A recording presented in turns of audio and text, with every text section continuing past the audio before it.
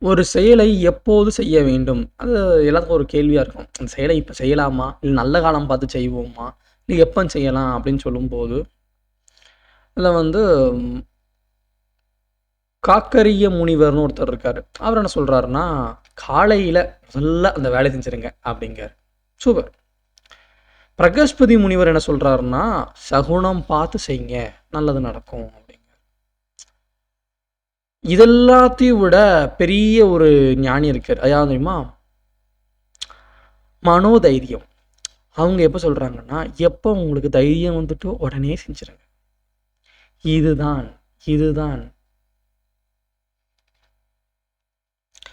இந்த தைரியம் வந்தோன்ன பண்ணுங்கன்னு யார் சொல்லிருக்காருன்னா, மார்க்கண்டேய முனிவரும் இதே சொல்லியிருக்காரு. அது வந்து மன தைரியம் எப்போ வந்துட்டோ, உடனே அந்த செயல செஞ்சுரணுமாம். தைரியம் வராத வரை செய்யக்கூடாதாம். ஆனா தைரியம் வருவதுக்கு முயற்சிகள் செய்யணும். அப்படின்னு சொல்லியிருக்காரு. நன்றி.